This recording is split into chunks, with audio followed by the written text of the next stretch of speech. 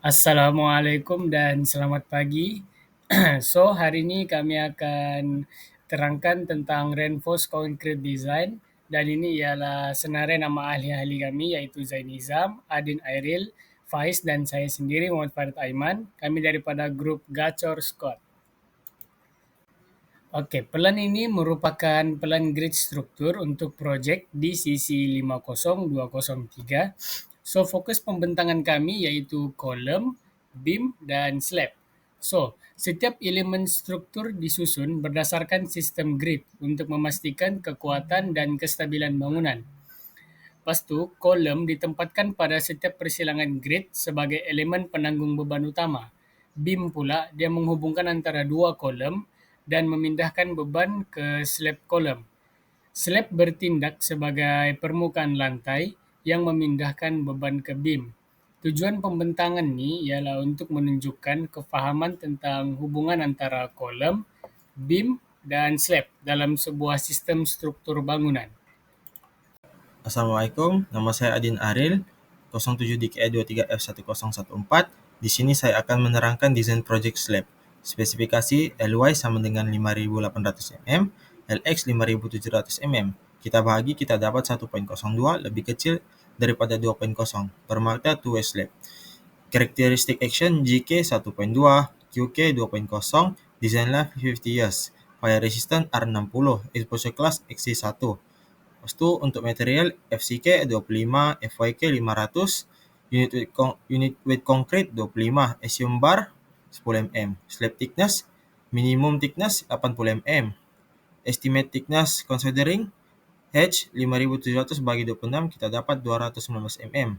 Kita anggar 220 mm. Lepas tu durability fire Simin B 10 mm, Simin Dur 15 mm, fire resistant E sama dengan 10 mm. Oke, seterusnya min concrete cover with regard, kita dapat simin kita E tolak diameter bar bahagi 2, kita dapat 5 mm. Lepas tu appearance design for deviation CDF sama dengan 10 mm. Untuk dapat nominal concrete cover, kita akan dapat 15 mm. So sinom kita 15 mm. Oke, untuk action slab self weight 0.22 darab 25 kita dapat 5.5 kN per meter square. Lepas tu permanent load 1.2, kita tambah kita dapat GK 6.7, QK 2.0, decision action kita dapat 12.04. Analisis tadi kita kira kita dapat 1.02 two-way slab. Case 4 two adjacent edge discontinuous. Untuk bending moment short span MSX1 kita dapat 18.29, MSX2 kita dapat 14.08. Untuk long span MSX1 kita kira kita dapat 17.6, untuk MSY2 kita kira kita dapat 13.30. Oke, main reinforcement DX kita dapat 200 mm, DY kita dapat 190 mm. Short span MSX 18.39, K kita dapat 0.02 lebih kecil daripada 0.167. Compression reinforcement is not required. Kita kira Z kita dapat 0.98D lebih besar daripada 0.95D. ES kita kira kita dapat 222.5, kita akan gunakan 262 mm kuasa 2 bagi M. Untuk long span MSY 17.6 kita guna, K kita dapat 0.02 lebih kecil daripada 0.167. Compression reinforcement is not required. Kita kira Z kita dapat 0.98D lebih besar daripada 0.95D. ES kita dapat 224.15, kita guna 262 mm kuasa 2 bagi M. Minimum and maximum reinforcement area ES min kita dapat 200 mm, ES max di sini kita dapat 8.800 mm kuasa 2 bagi M. Oke, seterusnya kita akan kira shear. Short span VSX1 kita dapat 156.47, VSX2 kita dapat 101.74. Untuk long span VSY1 kita dapat 156.47, VSY2 kita dapat 101.71. Untuk design shear force VED kita guna 27.9 kN. Design shear resistance VRDC ini 0.012 K darab 100 darab P FCK 1/2 BD. Kita kira K kita dapat 2, lebih besar atau sama dengan 2. Lepas tu untuk P1 kita dapat 0,0013 lebih kecil daripada 0,02. Jadi kita kira VRDC 71,1 kilonewton, Vmin kita kira kita dapat 98,9 kilonewton. So VRDC 71,1 lebih besar daripada VED. Kita dapat OK. Oke, seterusnya kita kira deflection, percentage of required tension reinforcement, P S-rig bagi BD, kita dapat 0,0013. Seterusnya reference reinforcement ratio, PO, kita dapat 0,005. Factor for structural system, kita guna K 1,3. P lebih kecil daripada PO, use equation 1. Jadi ini formulanya, kita dapat 151,67. Modification factor for span less than 7 meter, kita guna 1. Modification factor for steel area provided, S-proof bagi S-rig, kita dapat 1,18, lebih kecil daripada 1,5. Therefore, allowable span effective, kita dapat 178,97. Actual span kita dapat 28,5, lebih kecil daripada allowable, kita dapat OK. Cracking hash 220 lebih besar dari 200 mm. Main bar S-max slab kita dapat 660. Max bar spacing 325 lebih kecil. S-max slab kita dapat OK. Seterusnya, saya akan sambung bahagian beam. Effective span L sama dengan 5.800 mm. Konvertkan ke 5.8 meter. Characteristic action permanent GK sama dengan 1.25 kN per M. Variable QK sama dengan 2.0 kNm. Design life sama dengan 50 tahun. Fire resistant R60. Exposure class XC1. Seterusnya material. Characteristic strength of concrete FCK sama dengan 25 N per mm square. Characteristic strength of steel FYK sama dengan 500 N per mm square. Unit weight of concrete sama dengan 25 kN per meter cube. Axiom bar 1 sama dengan 20, bar 2 sama dengan 16, bar link sama dengan 6 mm. Seterusnya size. Overall depth hatch sama dengan L bagi dengan 14 sama dengan 5.800 bagi 13 sama dengan 446 mm. Width B sama dengan 0.4 H sama dengan 0.4 darab 446 sama dengan 178 mm. Seterusnya, durability, fire and bond requirement. Min cover with regard to bond C min B sama dengan 20 mm. Min cover with regard to durability C min dur sama dengan 15 mm. Min required exit distance for R60 fire resistant. Formula dia ASD sama dengan A tambah 10 tambah 30 sama dengan 40 mm. Min cover with regard to fire resistant sama dengan 24 mm. Allowance in design for duration color sama dengan 10 mm. Nominal concrete cover sama dengan C min tambah C dur sama dengan 34 mm. So size sinom yang digunakan 35 mm. Seterusnya loading dan analisis. Beam self weight sama dengan 2.25 kNm.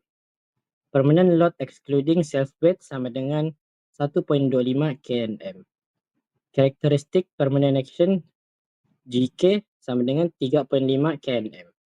Characteristic variable action QK sama dengan 2.0 kNm.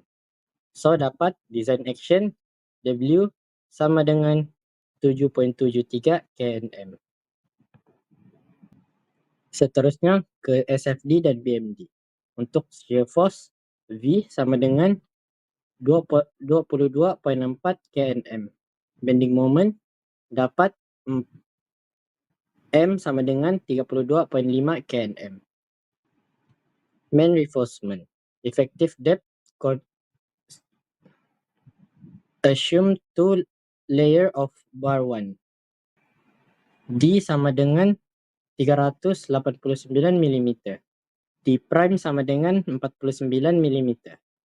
Design bending moment. M sama dengan 33 kNm. Bagi formula K, M over BD kuasa 2 FCK akan dapat 0.044.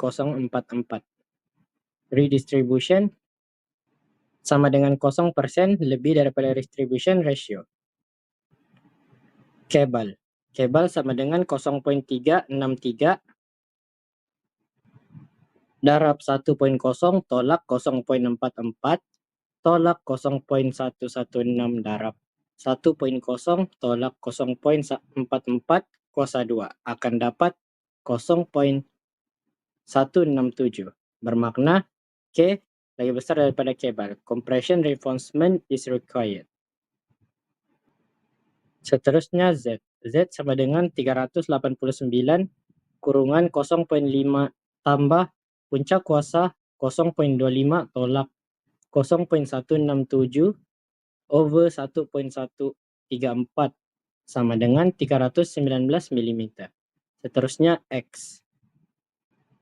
X sama dengan kurungan 389 tolak 319 over 0.4 equal to 175 mm. D prime over X akan dapat 0.28. The compression still has yielded FSC sama dengan 0.87 FYK. Seterusnya, area of compression reinforcement steel AS prime. AS prime sama dengan 629 mm square. The area of tension reinforcement steel AS. AS sama dengan 1540 mm square. So, minimum and maximum reinforcement area. AS min sama dengan 0.0013 BD sama dengan 101 mm square. AS max sama dengan 0.04 darab 200 darab 450 sama dengan 3600 mm square. Shear reinforcement. Design shear reinforce VED sama dengan 22.4 kNm. Concrete strut capacity for theta sama dengan 22 darjah dan theta sama dengan 45 darjah. VRD max sama dengan 217 kN untuk 22 theta dan sama dengan 315 kN. So theta sama dengan 2.0 darjah. Seterusnya untuk deflection. The required tension reinforcement ratio P sama dengan 0.020. The required tension reinforcement ratio untuk PO sama dengan 0.04. The requirement tension reinforcement ratio untuk P prime pula sama dengan 0.008. Vector for structural system K sama dengan 1.0.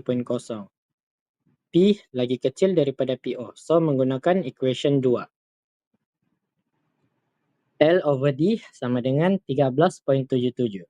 Modification factor F1 sama dengan 1.0 rectangular section. F2 sama dengan 1.21 di mana length 5.8 m lagi kurang daripada 7 meter.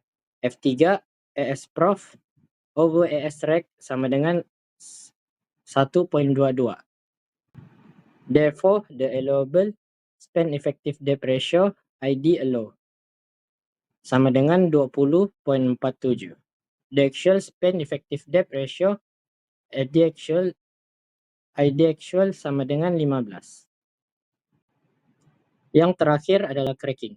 Limiting crack with W max sama dengan 0.3 mm. Steel stress F1 sama dengan 188.5 N per mm square.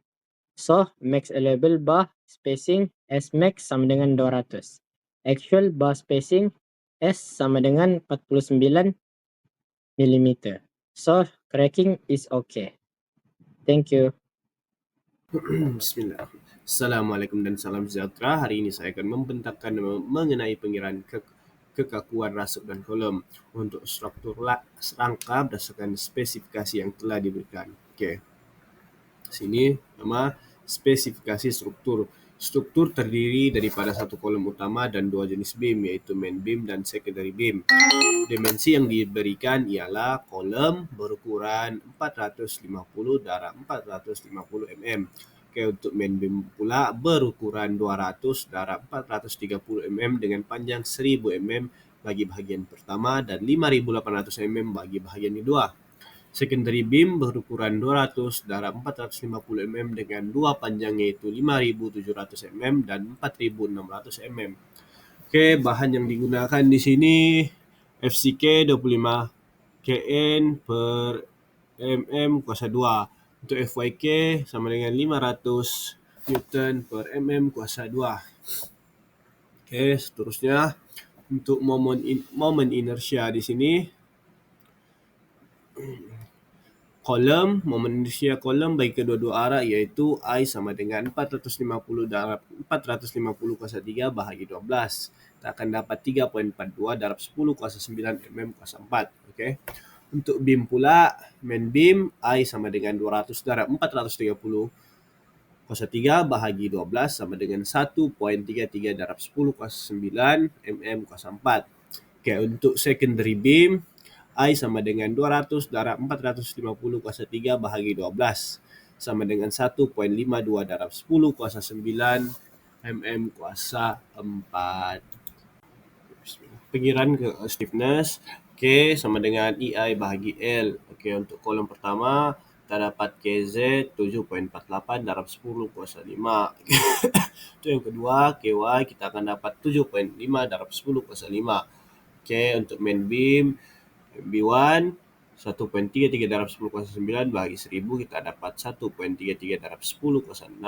Okey, untuk yang kedua kita akan dapat 2.29 darab 10 kuasa 5. Okey, untuk secondary beam di sini 1.52 darab 10 kuasa 9 bahagi 5700 kita akan dapat 2.66 darab 10 kuasa 5.